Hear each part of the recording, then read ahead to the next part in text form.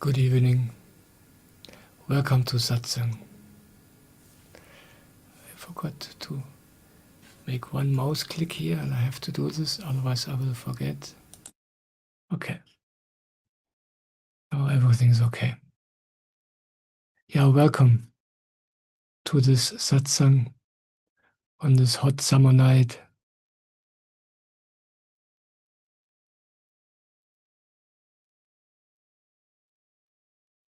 If this is your first Satsang, I would like to give you a very brief introduction what we are doing here tonight. We come here together with one common goal,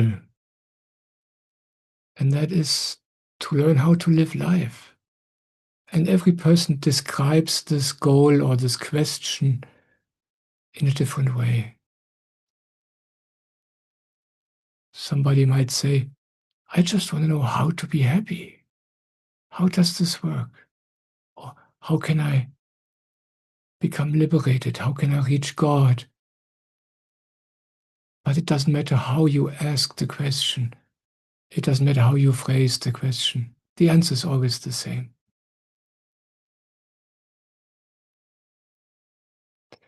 I have been with my spiritual master Soham since over 25 years in this life.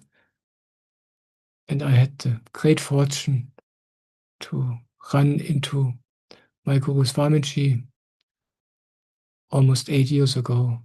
From him I learned the Samarpan Meditation I'm talking about in many of my videos and satsangs. And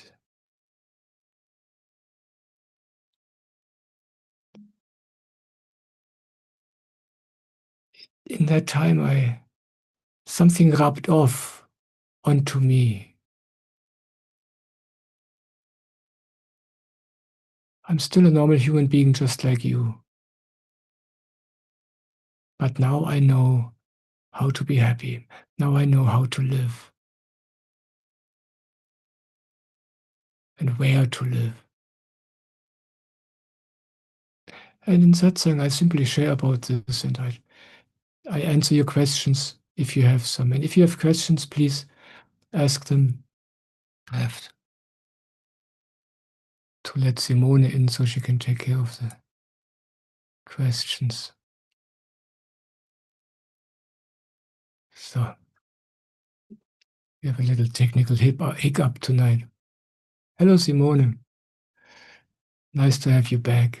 Yes, hello. Good evening. I'm sorry, my laptop just decided to make an update right 1 minute before 7:30. Yeah. So, but I'm here now. Great. Nice to see you. Yes, great that you're here. Yeah, and if you have questions for the satsang, please just write the question into the chat of YouTube or of the Zoom. And if you like to speak to me, you can also do this in Zoom directly. You just give you a hand sign, and then Simone Maria will take care of you and make sure that you get the chance to talk to me. Yeah, and this is what we're doing here now for 1.5 hours during this beautiful evening here. And for me, satsang is such a joy. There's nothing better for me. And as I said, there's nothing special about me. Whatever I can do, you can do too. It's very simple.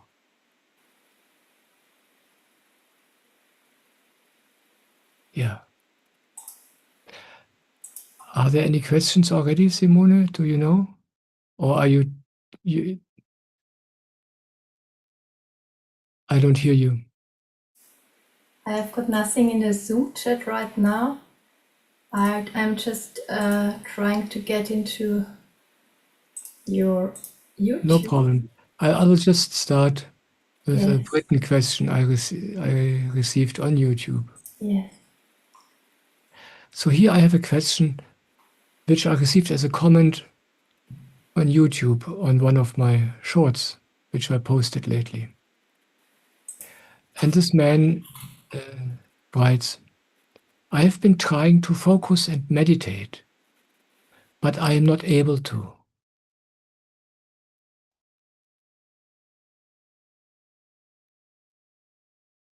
Thank you for this honest comment.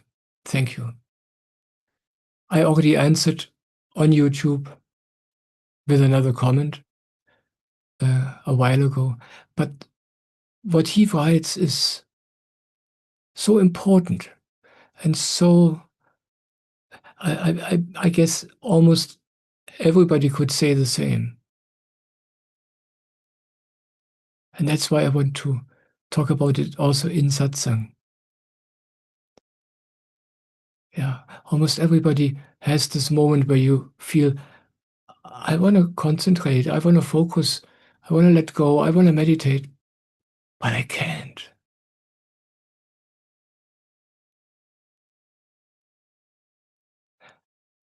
And this is not true, but we don't know it. It's like we have an idea, we have an imagination what meditation means. I talk about meditation. Swamiji talks about meditation. And you don't listen, but you have a preconceived idea what meditation is. And then you compare your experience to this imagination of yours. And compared to this imagination of yours, you do it wrong. You can't do it. But it's not that you cannot meditate. What's wrong is the imagination. And Swamiji says, it's very important when you sit down for this half an hour where you do the Samarpan meditation, to have no expectations. No expectations about how you feel, what kind of meditative experience you have. It's very simple. Anybody can do this. You sit down, you close your eyes, and you meditate you just sit there for half an hour, and you don't pay attention to the outside. You just go inside. You rest with your attention up here at the crown chakra. This is the highest spot of your skull. And of course, your attention doesn't stay there. A moment later, you notice that you think about something. And then you notice. And now you have two choices. You could either beat yourself up and think, oh, I did it wrong. I can't meditate. Or you notice, oh, I'm not meditating. And you return with your attention to the crown chakra. Immediately. Without another thought, without a judgment. And the second choice, that's easy.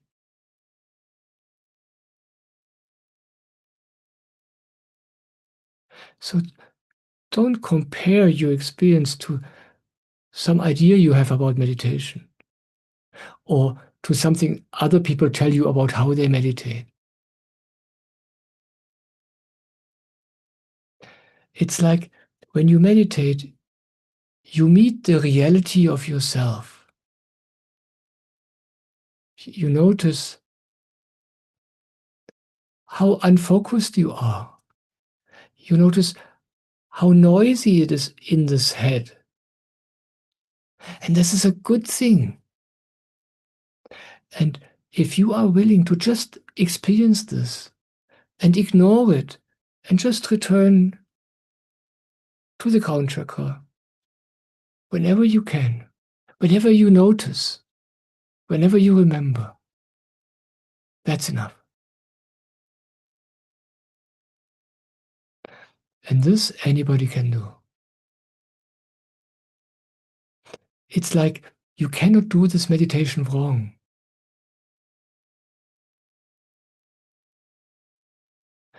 But this is so simple that some people cannot imagine that this could be true, and they rather follow their ideas. Oh, when I meditate, I must have no thoughts for half an hour. Or whatever. Just forget all these ideas. In Samarpan meditation, there is no space for these ideas. That's why Swamiji says, meditate without expectation. I tell myself, when I sit down to meditate, that I meditate for the first time in my life. Every time anew, for the first time. I don't know anything about meditation. I don't compare my meditation experience of today to the one from this morning or from yesterday. No, as if it's the first meditation ever. Like a beginner. And that's easy. And that's enough, you know. The miracle of Samarpan meditation happens not because you do it right during this half an hour. This is not how it happens. But just you sitting down and bringing your attention to yourself, inwards, just as you are able to. That's enough. And then this will grow. It's like a little plant which starts growing. You want it to be a tree right from the beginning, but this is not how it works. It's just growing.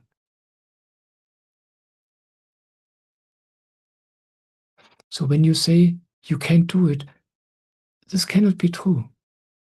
If you say, I have thoughts during meditation, yes, I have thoughts too. And as soon as I notice, I ignore them and I come back to the crown chakra. Sometimes I have a hard time to focus. Yes. And then I just meditate as well as I can in that moment. Don't think about it. Don't judge yourself.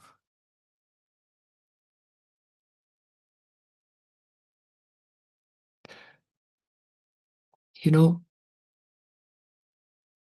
Samarpan meditation is the easiest thing you can do because there's no goal. This is not a test. But we don't know this. We take everything so serious. We put ourselves under pressure with everything we do. Even when we do something which should be fun, we make a competition out of it. Meditation is not a competition. Meditation is not a task. It's fun. It's the only time during the day where you can just sit there with closed eyes, with no obligation, no task, no pressure. You can just relax.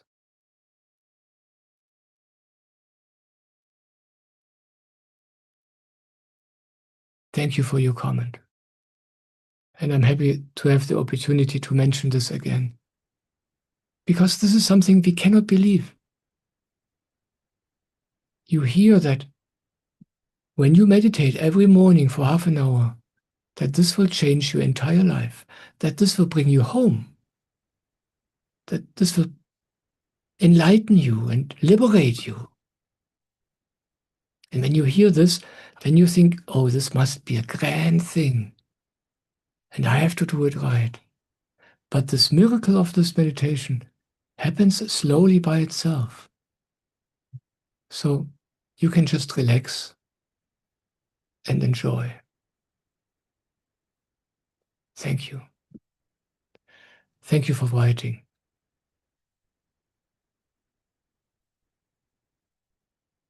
And if you lost confidence in yourself, just start anew. Yeah? Start a new 45 days of meditation from tomorrow morning on. And this time, without any judgment, without any expectation. Just meditate how it wants to happen. Yeah, something else Swamiji says, which I find very helpful. He says, you donate this half an hour of meditation to him, to this guru who brings Samarpan meditation into the world. And then you are not responsible anymore for what happens during this half an hour. He says, if you have a good meditation, it's my fault. If you have a bad meditation, it's my fault. You have nothing to do with it. And that's the truth. So enjoy.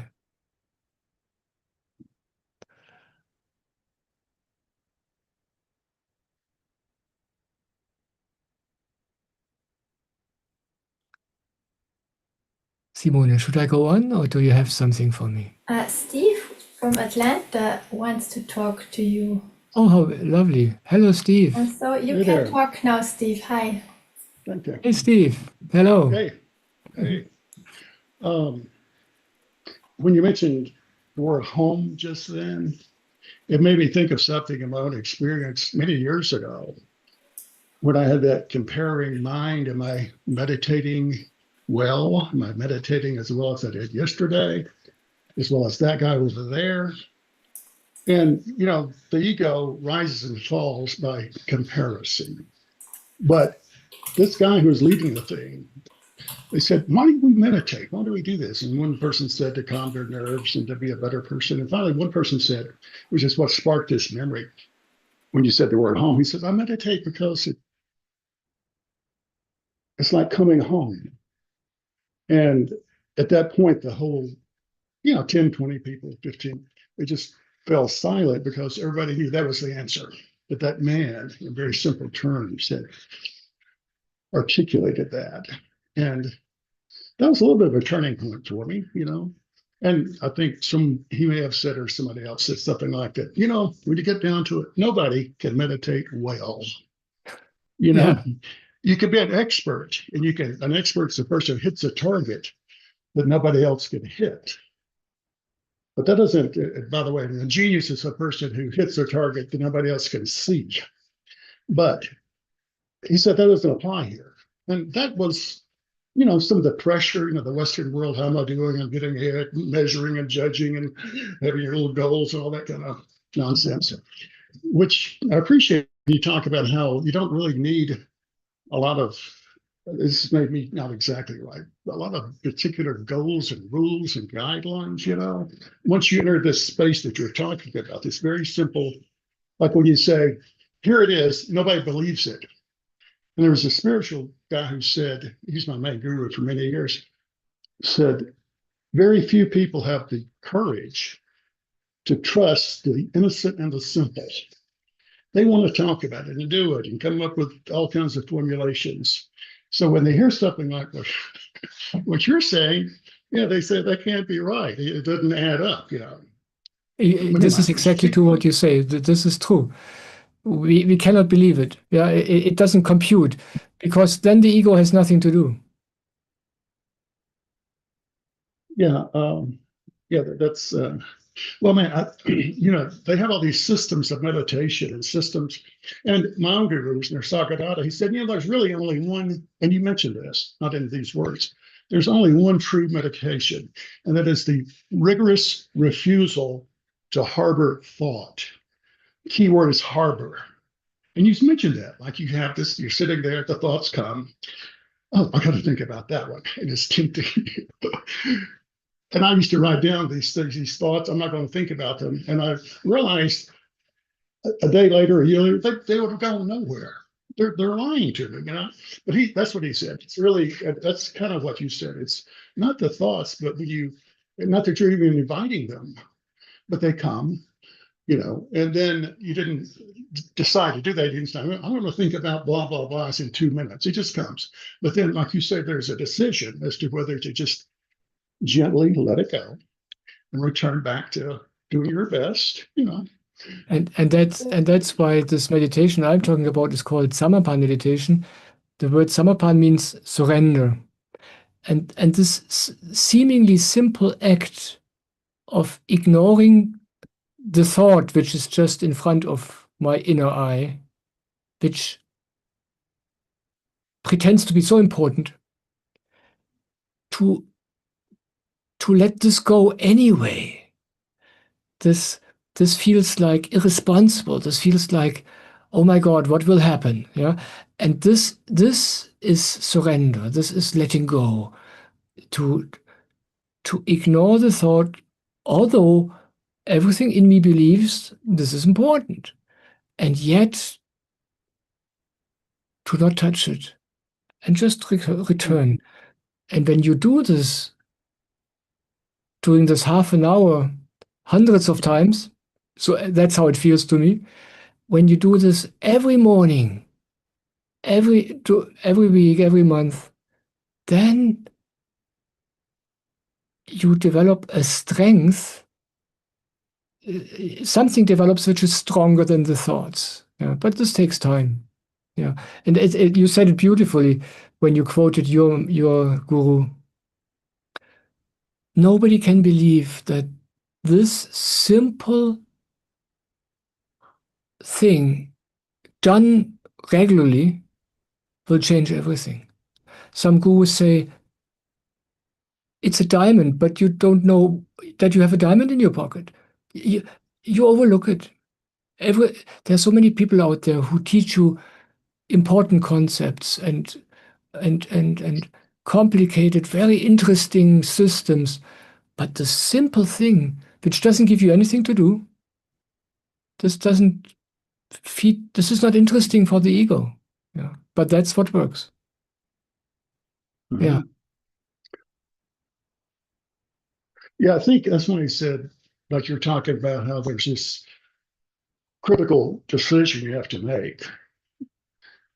And it used to be automatic. You just follow the thoughts, you follow, and it's usually tied to some desire, just follow the woman, you follow the business that offers money or something. You don't follow the thought about a carrot. It's designed, it's related to some desire that you have that's dormant or activated. But it takes a certain courage to say no, to say, I'm not going to be a slave to the mind, to engage in what I would call the grand experiment, capital G, capital E, which is, I think, what you're teaching, to just say no and see what happens. And by the way, what happens, like the neighbor knocks on the door all the time, when you do what you're saying, you get better and better. But the neighbor, when he notices you're not responding, those unwanted thoughts, they come less and less and less because they're uninvited. And that's something I think some teachers, they don't really emphasize that. Like, there's a stage, and it may be for years. Who cares? Whatever, do it. But as you do it, you just, like any skill, you get better. But also, the challenges get less, and that's something good to remember. If I can just get that tipping point, that critical point, then it's like I'm not there, but I know there's a there. Because I've noticed just my thoughts aren't as they're not as overwhelming as they once were. And this has been my experience too, by the way, personally. What helps me is, and this is why this Samarpan meditation was a game changer, or is a game changer for me. If you want to ignore the thoughts, you have to know where you, with your attention, where you can be instead. Otherwise, you end up in another kind of thought. Yeah. Then you think, oh, I should not pay attention to this thought, but this is just another more subtle thought. But giving the attention to the crown chakra, I don't like this word because it sounds so holy, but just to the spot on your head, this one you can touch, yeah? When you rest there with this inner attention, it's like my experience is when I'm there, I can think. As soon as I notice that I'm thinking again, I'm not there anymore. So I don't have to even think about the thought. I just can do this almost physical act of returning here, and it's quiet again. And there is a reason why this works so well. And that is that this point, it's almost like, and that's what you experience when you meditate for a while, it's almost like this is the only point I can go to without mind fucking, without imagination, which is part of the body and yet also part of something else. Something I don't know, something I cannot know with the mind. And when I meditate like this, two things happen at the same time. The one thing which happens is what you mentioned. Yeah? You become better and better at ignoring the thoughts. But something else happens. And this is even more important because ignoring the thoughts is not the critical thing. It's like my attention is a fertilizer. It's like that what I give attention, that will grow. Most people give attention to their thoughts, and they are growing everywhere. But if I give attention to this crown chakra, what I do without knowing it, I give attention to my soul, to that which is not part of the body. And this is even more something like what you mentioned before from your guru. This you don't know anything about in the beginning. And yet something grows. And that's why it's getting easier and easier and easier over time. Swamiji, my guru, says, your soul starts growing. And he has a great picture, It's like you cannot fight the thoughts. You cannot make them smaller. Yeah, everybody knows this. If you try this, you only give them more power. But he says, your thoughts are like a line. You draw a line on a piece of paper, yeah? And this one line you draw there, this is your thoughts. This is the strength of your thoughts. Now, how can you make this line smaller? Yeah, how can you reduce your thoughts without making them smaller, without touching them? Yeah, without doing anything with them. And he says the only way you can do this is to draw a second line next to it. And you make the second line much, much, much, much longer. And then in comparison, this first line looks insignificant. And this is what I'm talking about. When you meditate, when you give attention to the silence in you, something starts growing. This is the second line, the soul. And that becomes stronger. And the thoughts are still there. I still have thoughts. They are as crazy as ever. Yeah, they don't change. But it's like I got bigger. They have no power anymore. And then it gets easy. Then they have no power anymore. Yeah.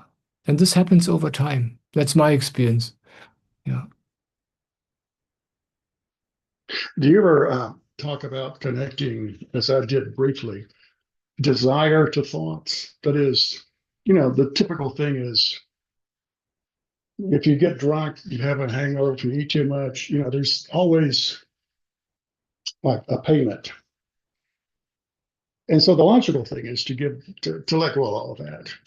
And people say, well, I'll let go of that to get something better. Well, it's not really relinquishment, What I've done, and I'd like to see what you think about this or anybody, is to let go of things because I could really ultimately discern. That's why I like it when you said that sex is not important. I could understand the nothingness to it. There's nothing to it. I'm not giving up anything of any value. But it took me a long way to get to the point. And when I did, which I haven't completely, but I like to watch YouTube videos on crime sometimes. But as I've done that, it's like less fodder for the thoughts as I can sort of let go of or outgrow those desires or see through them. I don't know. But do you ever talk about that kind of thing? Not that, whatever you talk about, it's fine. But I just I find, again, people that really don't see that, connect the dots with that. But you have any Well, thoughts about that? oh yes, basically there's only one way, in my experience. You need to be where you are, and you have to have the courage to be as stupid and immature as you are, and you experience how that is, and meditate at the same time. When you meditate, your awareness becomes more, and then you experience more what you do. You mentioned sex, yeah. It is no good. You can think, yeah, sex is not good, or you can think sex doesn't give me anything in reality. But this is all not helpful. My master, Soham, he taught me something very valuable. He said, wherever it pulls you, go there. Do it, but with a quiet mind. And when you do this, yeah, let's say you have an addiction, let's say you are drinking, do it. If you fight it, it gets worse anyway. Do it, but meditate. And then you experience what you're actually doing more and more, the pain of it, the payment of it, the pleasure of it. Yeah, you experience what it gives you, you experience what it costs you, but you don't think about it. And my personal experience with quite a few addictions is when you do this, they lose their power and they disappear. Your interest disappears. It's not that you understand something about it. It's not that you understand, oh, okay, now I know that sex is not important. That doesn't help. I know sex is not important, but that doesn't help. But if you experience it with a quiet, clear mind, often enough, again and again and again, at some point, the interest goes away. And then you are free. And that's the only true freedom. Yeah. It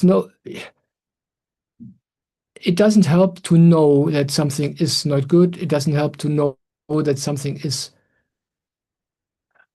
unimportant or empty. Yeah.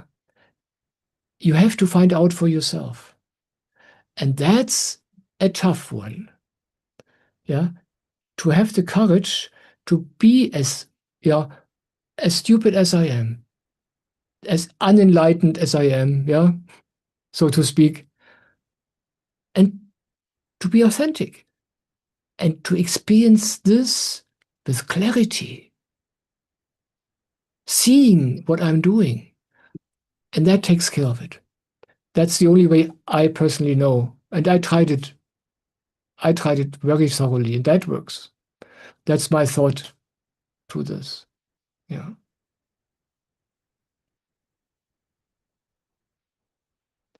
Thank you, Steve. I'm happy that you call in from Atlanta. Do you know where Atlanta is? Oh yeah, I know where Atlanta is. Okay. I was living in the United States for quite a few years. Yeah. It's a while ago. It's about the size of, go ahead. It's about the size of Berlin, the greater area, about 7 million people. Yeah. It's on the East Coast, midway between New York City and Miami. So just for people who are listening to who haven't lived here. Yeah, thank you. I live in North Georgia mountains, about an hour north of there, very high up in the mountains. But that's the general idea. Atlanta. Yeah. Thank you. I'm sorry. Go on. No, I'm done. Thank you very much. Yeah. Well, yeah, I appreciate you not just talking about what to do to get to a certain point spiritually, but going deep into the application of the hindrances and barriers and doubts and so forth, because lots of teachers just say, well, that does not matter. That's a part of your story. You're not here for that, and they'll, but still, that's true. But to get beyond your story you sometimes have to kind of waddle through it, And I've noticed when I've listened to your things that you invite that, as you did today, which I think sort of that's a great thing that I think a lot of teachers, and maybe some people don't need that, but a lot of people do need that. And I really appreciate your talking about you're inviting those kinds of that type of processing. It's very, very easy to imagine myself holy. Yeah. Oh, I'm beyond this. Bullshit. Yeah. This is not good. But to have the courage to be human, that's an ego killer. That's really an ego killer. Yeah. And then all you need is patience. Yeah. It doesn't take long. Yeah. 10, 20, 30 years, and you're done. Yeah. Mm-hmm. Thank you, Steve. That really is the privilege of a lifetime to make that journey. Yeah. Your soul. My spiritual master says, he says, what else do you have to do in this life? This is the one task we are here for in this life. Yeah. And some people say here, oh, what? This takes a few years? Well, this is the wrong attitude. This is a task we are running after since many lifetimes. And if we take this on in this life, it doesn't matter how long it takes. Then it's a blessed life. Then it's a really good life. And how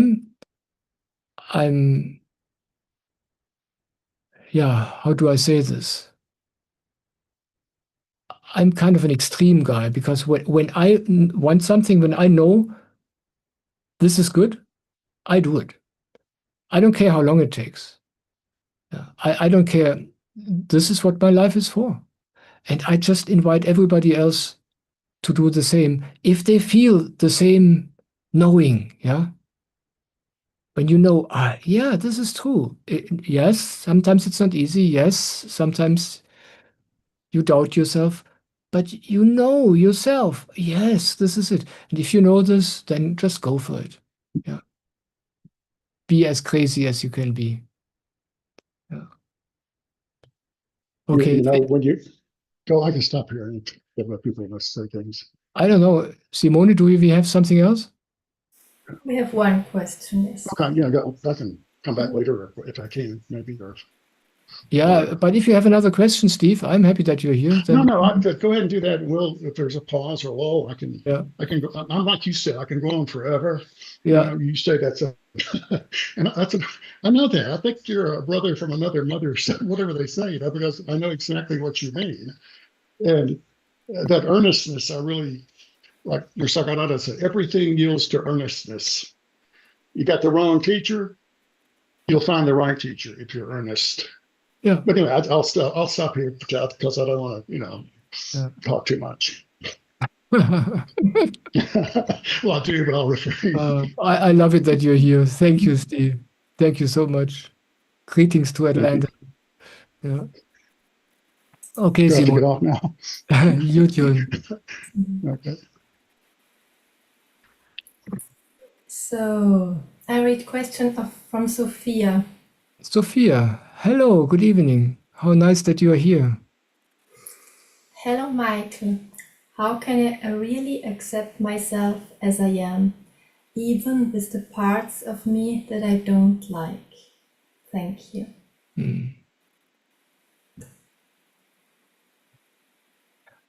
Yeah, this is cool. You really put the challenge of being a human into one sentence. How to accept myself even with the parts I don't like.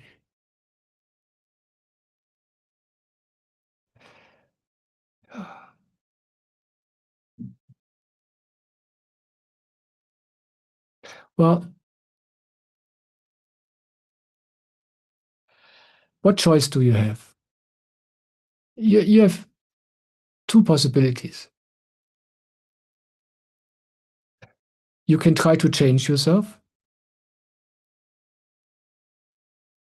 And some people do. I try to change myself. For most part of my life, I try to be different.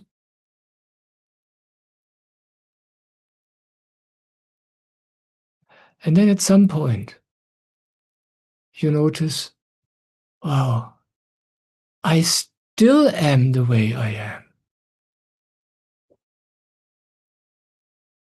Everything I tried doesn't help. Then you try another thing, and another therapy, and this and that. And then another 10 years passed, and you notice, I thought I changed, but it's not true. I'm still the same. And then you start noticing, I have to accept myself. Or, and that's the second possibility, you start accepting yourself as you are right from the beginning. That's the easy path. The first possibility is impossible. It doesn't work. But you don't know this yet, maybe. Most people don't know this. But the second path is possible. Acceptance is possible.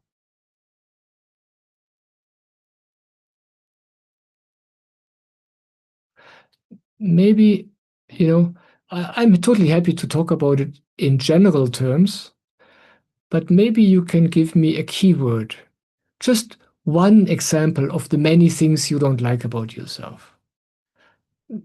Maybe give one example, one thing you really can't accept about you. Because when we have it specific, it's easier to see what we're actually talking about. So if you want, just let Simone know and she will read it out.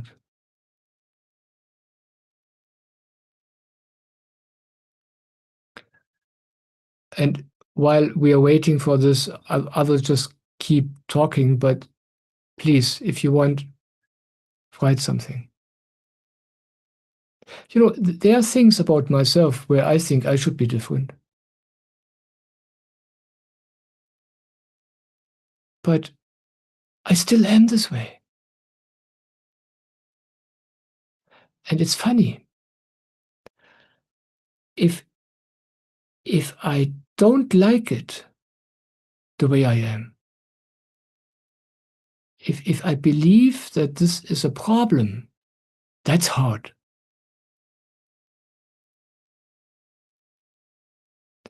But if I make friends with it,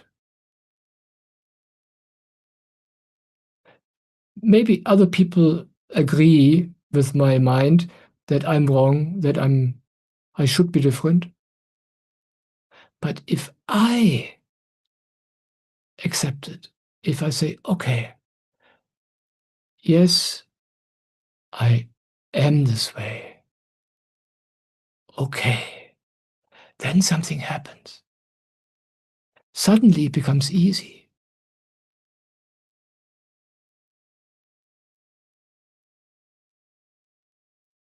And when you say yes to it, it doesn't matter what other people think. Suddenly it's easy. And the opposite is also true. Everybody can love you, but if you believe you are wrong, you are in hell. Did she tell us something? Okay, no problem. I understand. This is a tough one.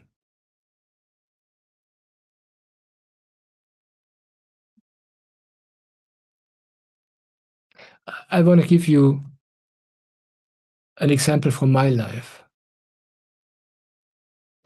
I talked about this a few times already. My favorite addiction, coffee. Yeah. Coffee is for my body a really terrible substance. Because when I drink one cup of coffee, one espresso, my sleep is not working for 3 nights or 4. So when I have one cappuccino on one morning, I pay for it for 3 or 4 nights. I'm exhausted. I'm grumpy. I'm tired because I don't sleep well. And yet, this is like this my entire life. I know it. I experienced it. I did what I just told Steve. I experienced it. I accepted it. But I still sometimes had the desire to drink coffee. That's how stupid I can be. And then I could think, yeah, do I never learn? What's wrong with me? Why am I so stupid? But I don't do this. Just recently, just a week ago, I was in beautiful surroundings up in the mountains when I was in Liechtenstein to visit Swamiji. It was such a beautiful morning, way up in the mountains with beautiful company. And these people had breakfast and coffee, and I thought, oh, what the heck? I will have a coffee too. And then I know exactly what happens, and I still do it. That's how stupid I am. But I stopped beating myself up for it. I love myself now with my stupidity. And this grounds me. In reality, it's our shortcomings, it's our weaknesses, it's those things we don't like, which are like a secret door to heaven. Let me explain how I mean this. Michael, now she answered something. Not only that you know. Yeah, please, let me know. Okay. Yeah, please. For example, I'm afraid to put on weight because I used to be bullied at school, or I still struggle with my body, even though I have a normal body. I just have the feeling that so often other people don't accept me, and I feel so often like I am not a part of them. Maybe I just want to be seen, but I know I should see myself, but it's hard sometimes. Oh, yeah. I understand. I will finish my thought, which I just was talking about, and then I will come back to your specific example. And I'm very happy that you shared this because this makes it easier to talk about it. So these things which are difficult for us, they do something amazing. They force us to accept ourselves, even with something we don't like. Yeah, the nice parts we don't have to accept. We like them. But if you have something which is difficult for you, and you accept that, you love yourself with this act is like opening a door in you. And that's what I mean. These difficulties, these challenges, these difficult things about you which you don't like, they give you an amazing opportunity. They give you the opportunity to practice acceptance. And when you accept yourself, a door opens in you. You come closer to yourself. These difficulties you have with yourselves, they bring you closer to yourself. And that's an amazing gift. This makes you stronger and closer to yourself, closer to your soul. And if you don't have these challenges, you don't have the opportunity to learn this.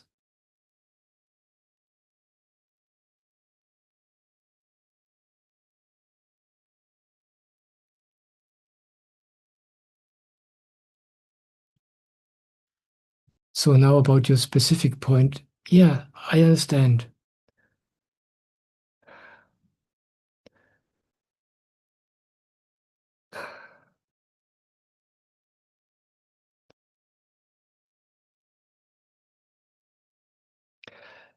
To accept the body the way it is, that's a hard one.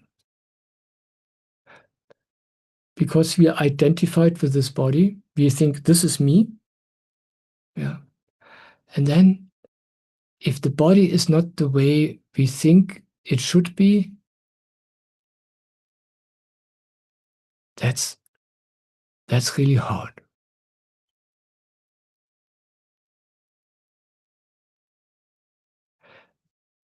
I'm a man.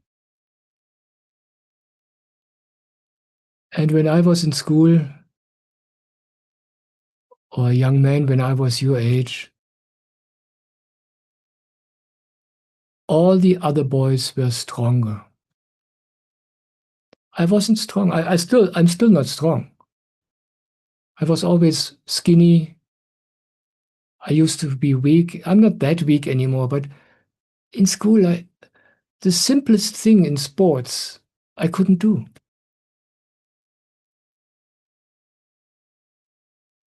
And the boys, they were fighting and wrestling. I was just scared shitless all the time. I wasn't a real man.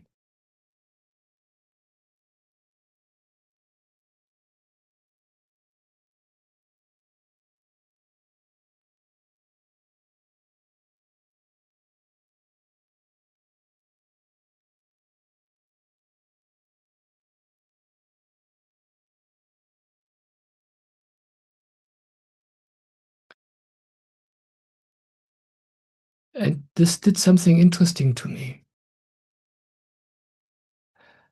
I couldn't settle in this being proud of my body. And I failed everywhere, not only with the body. I wasn't smarter than other people. I wasn't, my people skills were not better. I got divorced a few times. Whatever I tried, I failed. That's how it felt to me.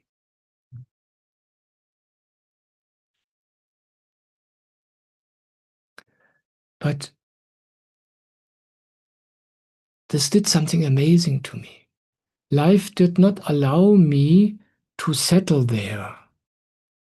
Yeah.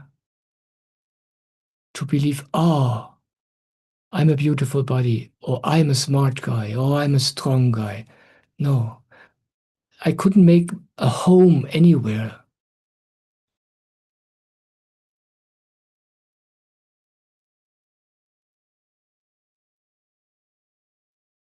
And I tried hard, again and again and again, and failed again and again and again. And this led me to the path to the inside. This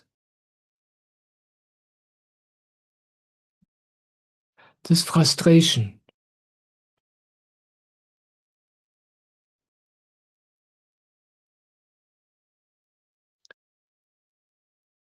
there was one point in my life where I thought, okay, something is not right here. It can't be that this is all my fault. Maybe I don't understand the game. And that's when my path started.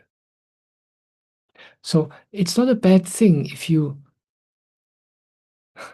don't have the possibility to settle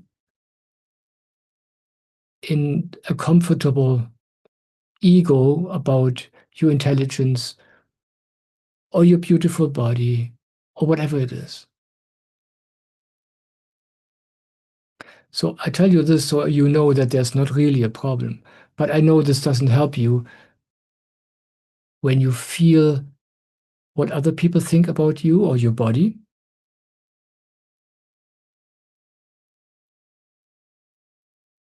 and it doesn't help you with your own thoughts and your own feelings about your body and about yourself. So I want to briefly talk about what can you do practically at this point where you are right now.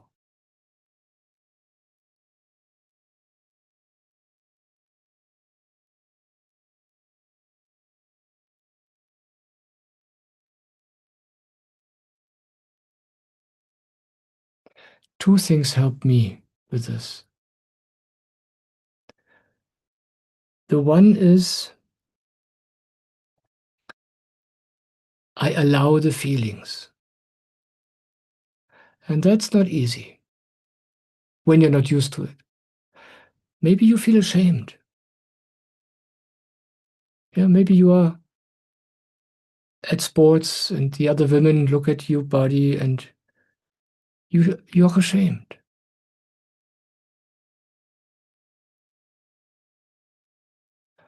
And then to make friends with these feelings. That simply means, it's very simple, to allow them. Okay, I'm ashamed. Okay, how is this?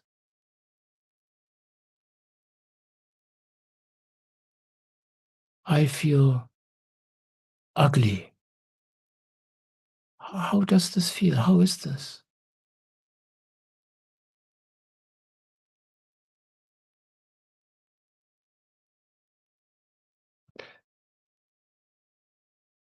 Try this out.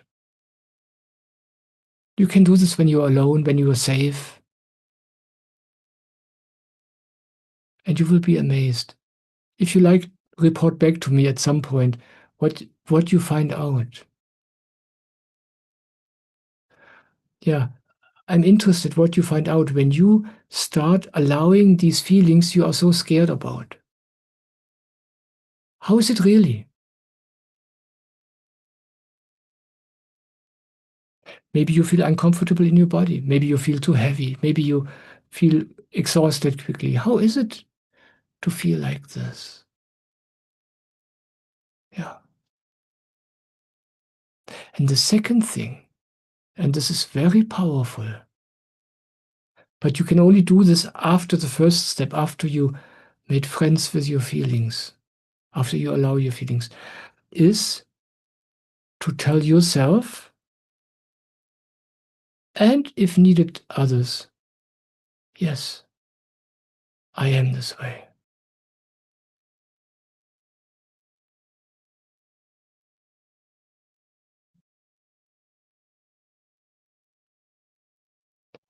And this is such a liberation.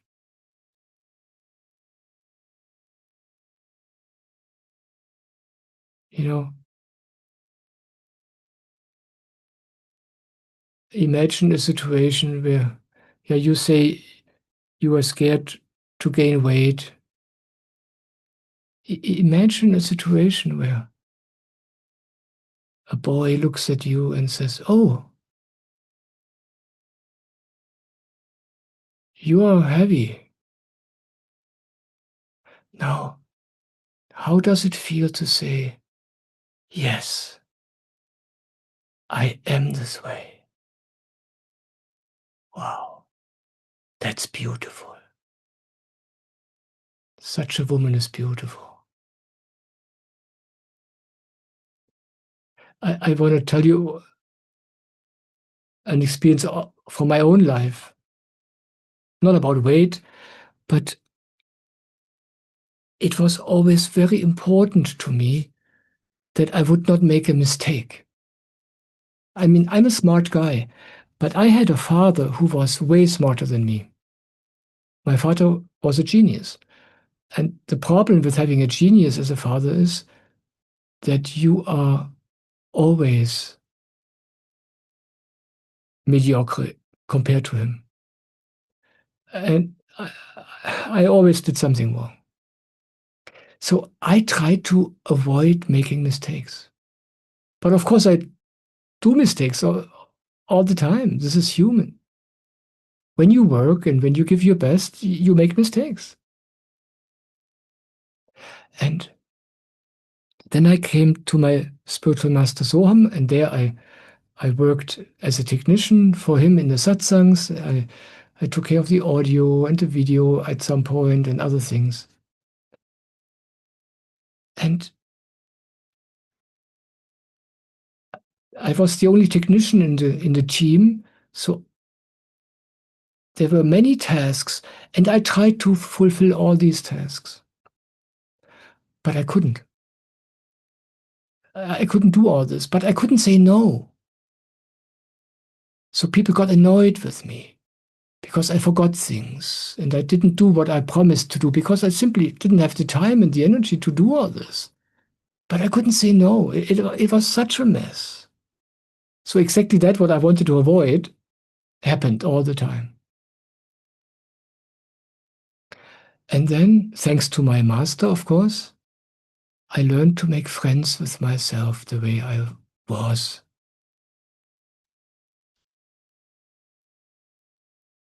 I made friends with the feelings I had,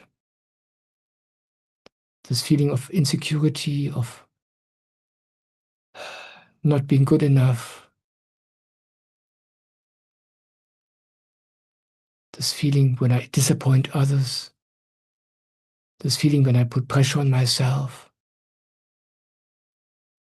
And then at some point, I was, then people got upset again about me.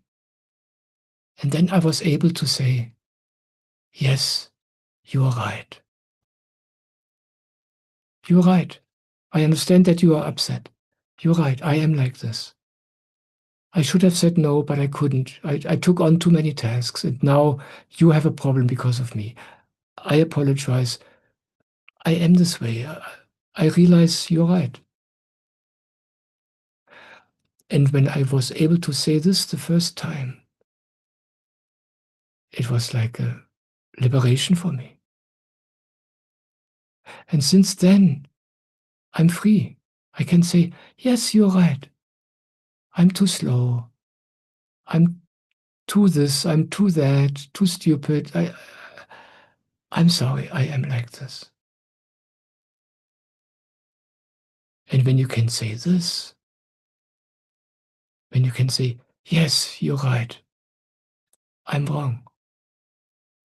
I shouldn't be like this. I know, but I am. Then you are free.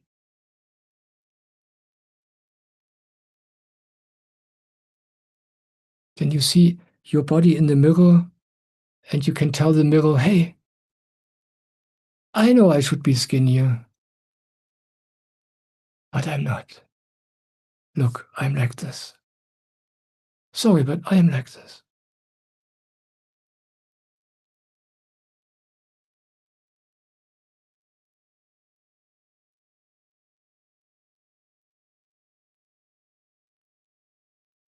Jesus said something. Jesus was a genius. He said very little things which look so harmless.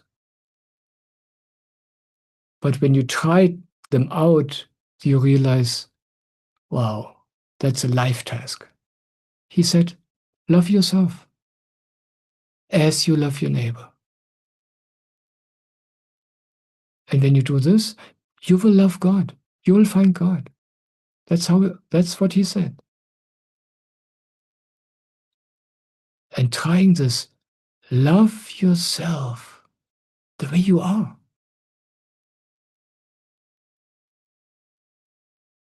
That's the hardest part of being human.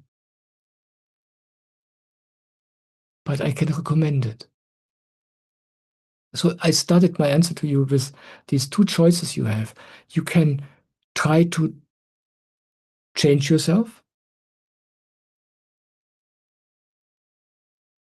and you will notice sooner or later, depending on how awake you are, that this does not work. Or you can stop changing yourself. You can give up the attempt to be different than you are, and you start making friends with how you are. And you can make a sport out of it, I mean, you talked about your body, your weight, but I'm sure there are many other things you don't like, and you make a sport out of it. Yeah, try to find as many things as possible about which you don't like about yourself. Yeah, it's like almost like a contest. Let's see whether we can find one more thing, yeah, which I don't like about myself, and then make friends with this.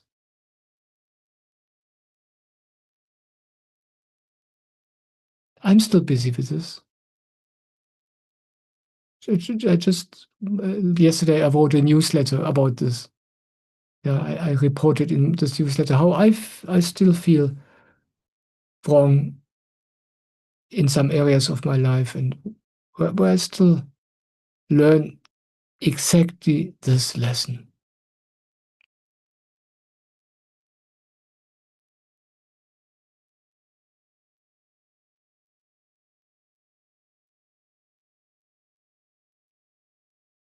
It's about loving yourself the way you are. It's easy to love somebody else the way they are. You look at your boyfriend, and he's funny, and he has this side or that side, which, yeah, is really strange or funny, but you love him for the way he is. But with ourselves, that's a challenge.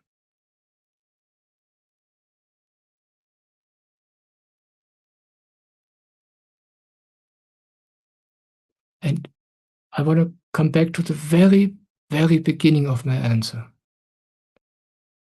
The hardest part is that we think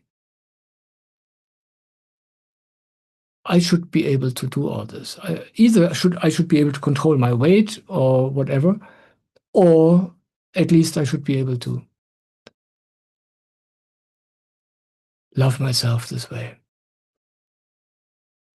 And I told you in the beginning, this is the challenge of being human. And it is so, in the retreat, I spoke about it. Maybe you heard it. It's such a basic challenge that even in the Bible, it's being written about. In this story in paradise, when Adam and Eve got thrown out of paradise, when we started judging ourselves. There's this story. I want to repeat it for people who may not have heard this interpretation. There's the story of the Garden Eden, where Adam and Eve were living together in happiness, in paradise. No problem anywhere. But then they ate the apple. They ate the fruit of the tree of knowledge of good and bad. And this is a picture. This is a parable. It describes the moment in the history of mankind where we started judging. We became capable of judging. Animals don't judge. They can't do this. They perceive and they act. They react. But we can think. We judge. We judge some things to be good and some things to be bad. And the first thing, we ate the apple, and the very first thing we judged was ourselves. That's happened. That's what happened the next day in paradise. Adam ate the apple, and the next morning God came, and he couldn't find Adam because Adam was hiding. He was afraid to show himself to God. And God said, Adam, where are you? What's going on? What's wrong? And Adam said, I'm hiding. Why are you hiding? Asks God. Because I'm naked. And that means I'm wrong. I'm naked, I have no clothes, and this is not right. We started judging ourselves. This is what's called the original sin. This is what separated us from ourselves, from God. And that's the only thing which makes our life hard. The only thing. There's nothing else which makes life hard. And this is the basic thing. It's the first story about humanity in the Bible. It's called the original sin. That's how basic it is. And every human being has this challenge. Everybody. Nobody speaks about it. And everybody has the same struggle.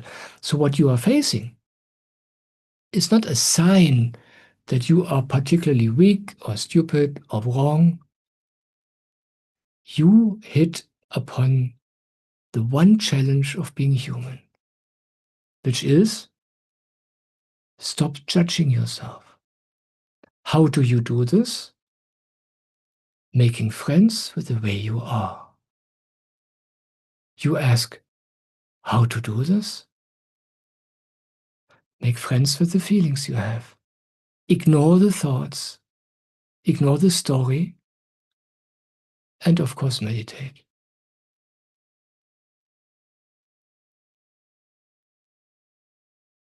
But nothing saves you from making friends with the feelings. It doesn't help that you stand in front of the mirror and you tell yourself, I'm beautiful, I'm enough. That doesn't help. The feelings don't go away. These thoughts, these judgments are much, much deeper. The challenge is to accept yourself. And this means, okay, I'm wrong. Okay, I'm ugly.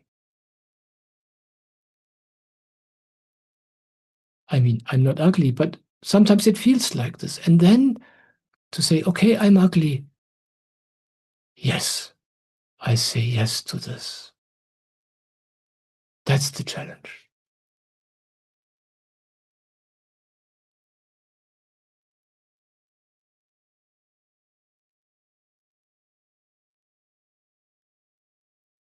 And nobody can save you from this. But the good news is, this is the only challenge we have. When you learn this, the whole rest happens by itself. Then it's easy sailing. Once you love yourself, you can be close to yourself. Then there's no obstacle anymore. Then it's almost like the path to God is open. That's why Jesus said this. Yeah?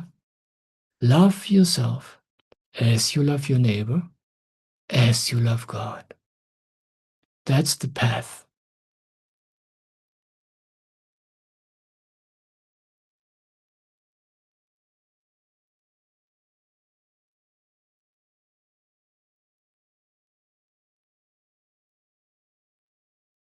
Sometimes I talk about these thoughts of my head about myself in satsang, and then I joke about it.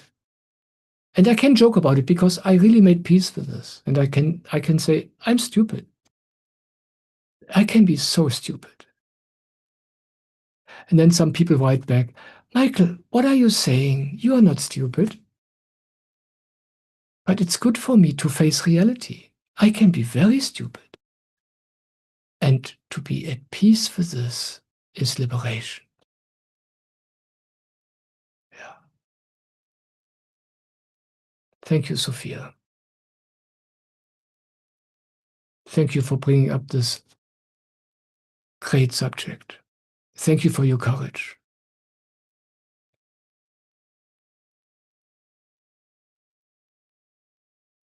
And you know, there's nothing more beautiful than a human being who is at peace with him or herself. There's nothing more attractive. Thank you.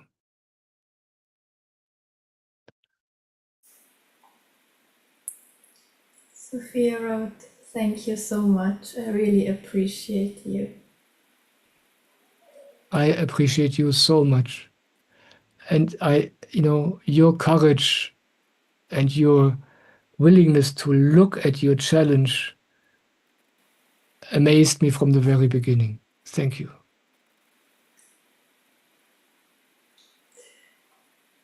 I have a question from Parashurama.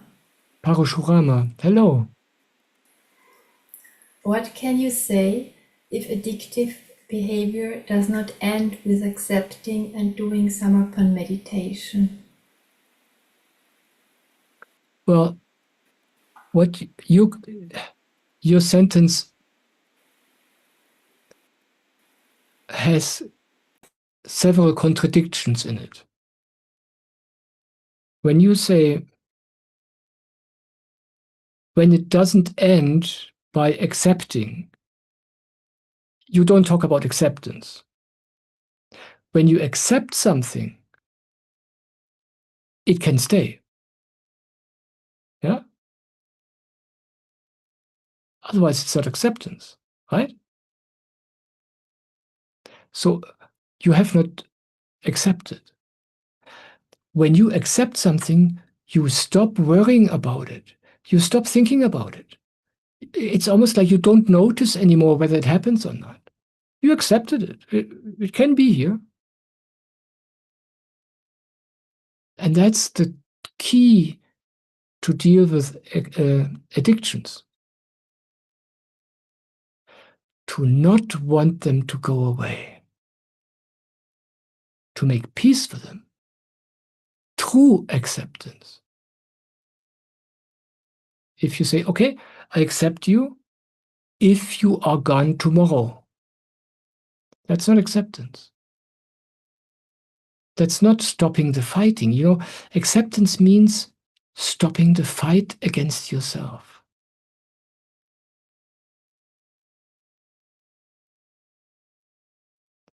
But this only works when it's authentic, when it's true acceptance. You cannot fool life.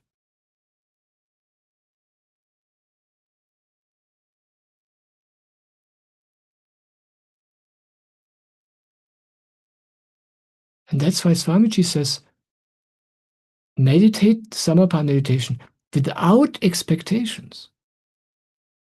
And this is tricky, you know.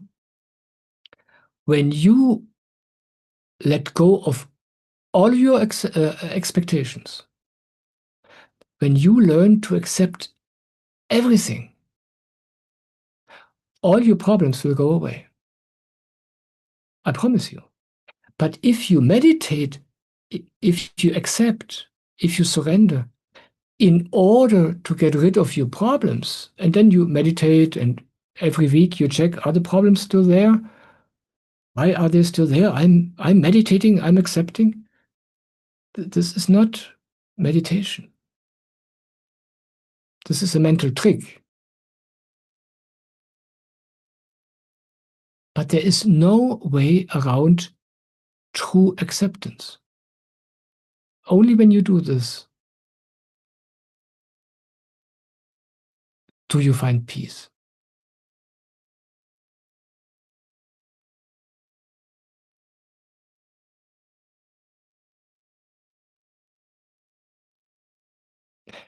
And addictions do disappear.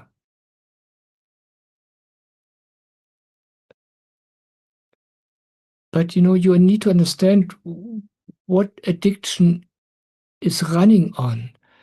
Addiction consists of two parts. The one is the desire, the pull, and the other part is the rejection. I shouldn't. I don't want to. Ah, the judgment, yeah? This is terrible. I shouldn't do this. I must not do this. I must stop this. But you feel attracted. So you're fighting against yourself. There's the attraction, but at the same time, you want to stop it, but you feel attracted. So you're divided. That's addiction.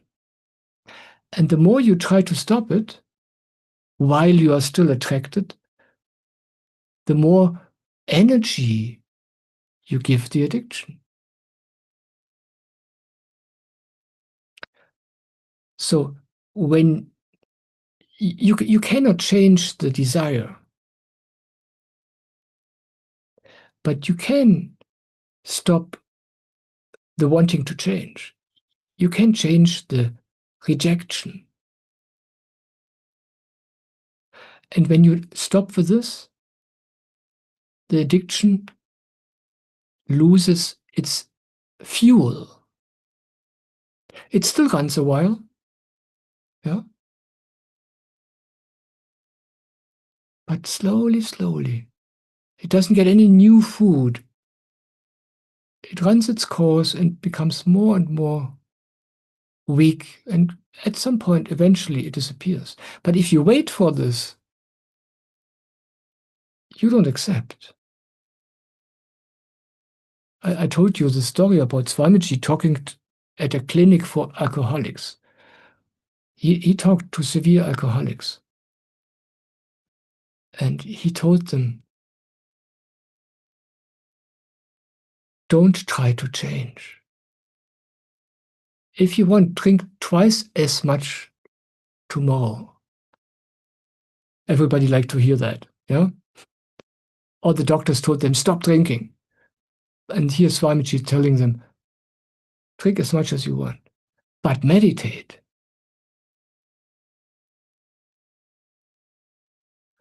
Yeah? So basically he told them, stop trying to change. Stop the fighting. Leave yourself the way you are. Don't worry about changing. Worry about awareness. Worry about acceptance, being here. When you do this, all the rest happens by itself.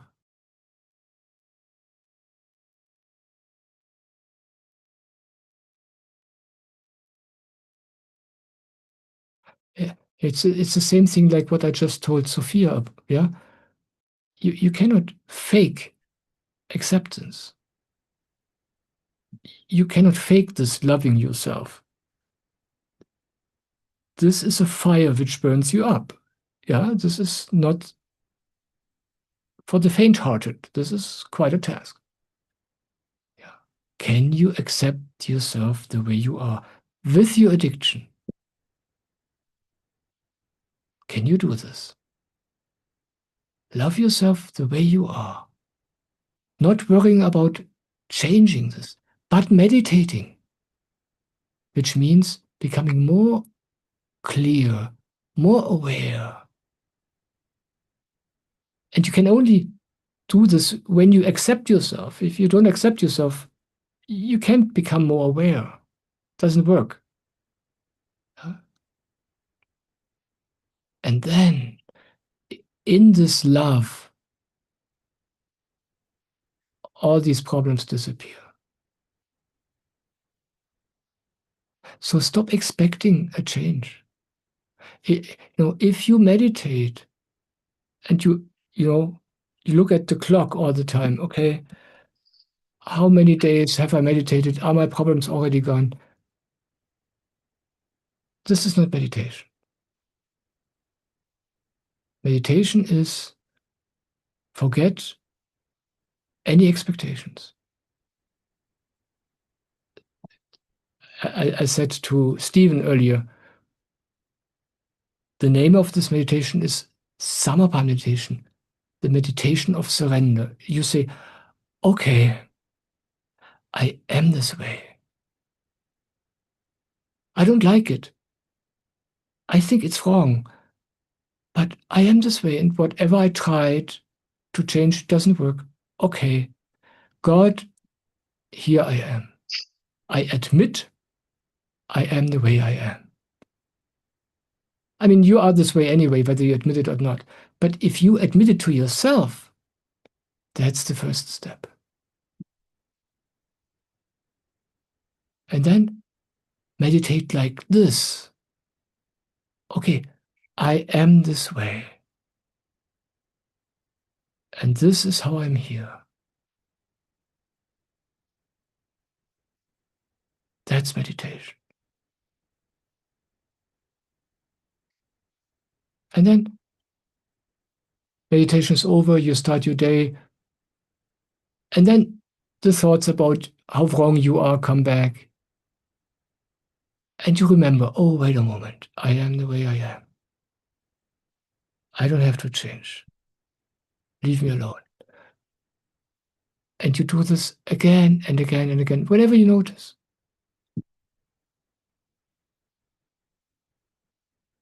This is the key for meditation. Yeah. If you have expectations, it doesn't work. It's not meditation.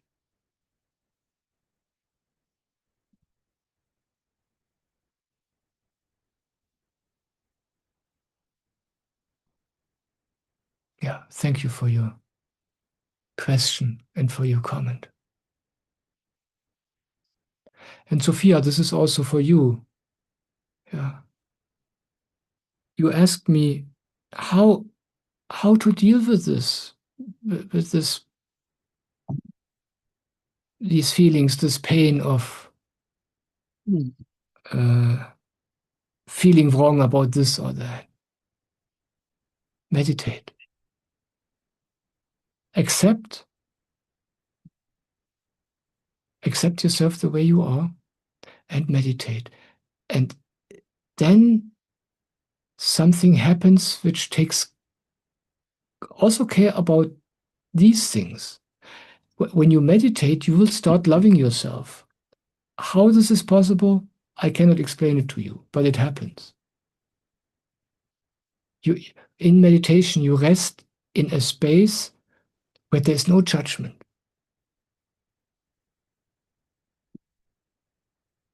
And no problem. And whenever you come back from meditation, you are beautiful and you are okay. And then, of course, all the judgments come again. But once a day in the morning, you are complete and fine and okay. While you are resting at that place where there are no thoughts. Yeah. Michael, Steve wants to add a comment, I guess. Steve, you can talk. Yes, please. I know Steve. we're about out of time, and this is like a practical question. I've viewed a number of your videos and so forth, German and English. English, there's no problem. With German, they do have the subtitles and the captions and so forth, which is good. So I can be there watching a German and tell what you're saying. However, if I were like today, I don't notice them happening here now. Maybe they're later put in, not automatically by AI, but a person does it. I don't know. So if I'm 2 weeks from now, whenever the next one is in German, if I were attending, I would not be able to, I don't know German, I would not be able to tell what is being said. Although a week later, I can look at that video on YouTube and then I could tell. Is that how that works out? Yeah. Okay. For every video I make and for every satsang recording I publish, I edit the subtitles in the original language and I also translate it into English. So Okay. you have correct English subtitles, not only the automatic translations, which are sometimes very funny, but all of my German videos have English translations which I proofreaded and corrected. Yeah. Okay. Of course, this doesn't help you doing satsang, yeah, but at least you can then later. Yeah, later I can do that. And on my website, you can also read the English transcript from top to bottom, yeah, like a book. So whatever you prefer, you can do it either way.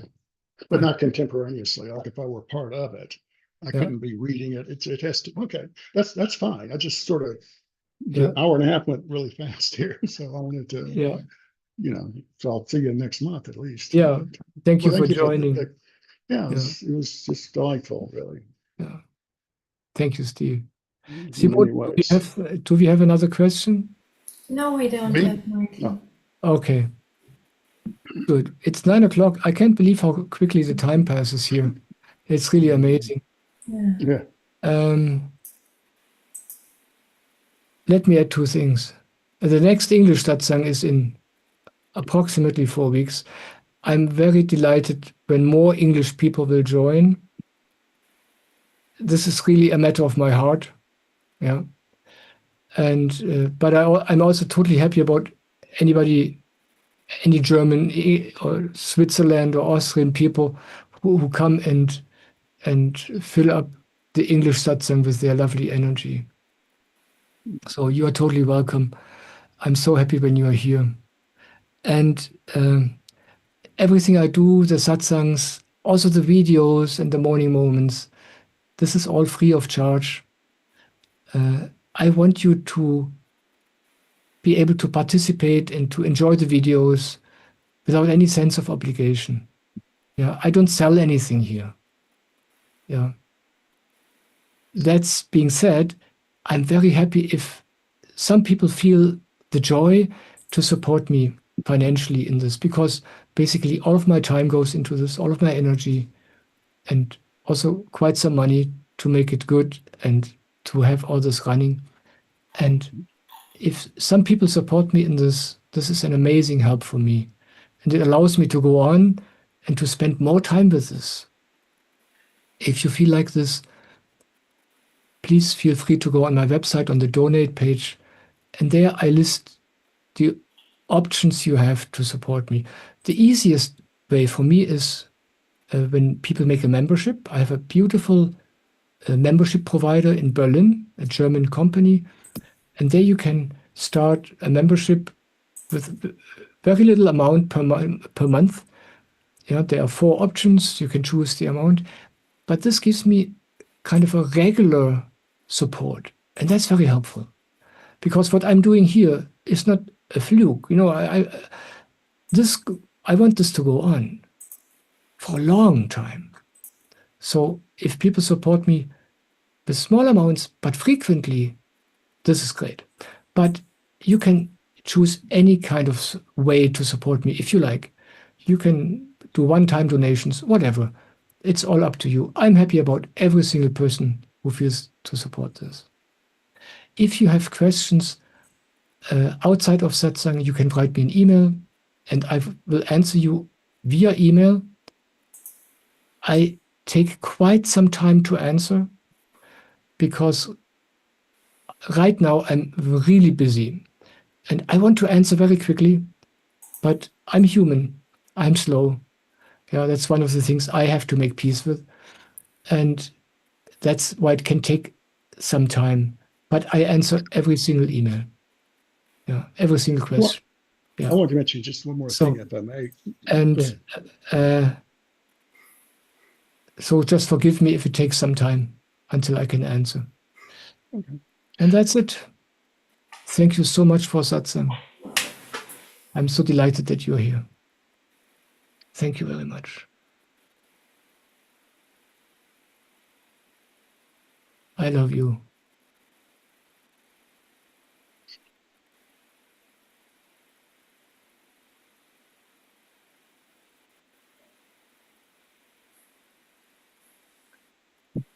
Oh.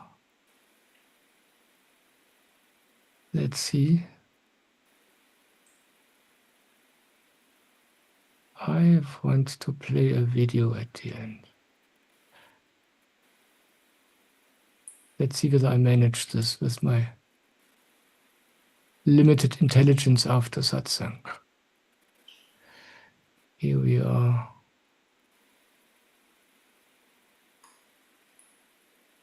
Okay.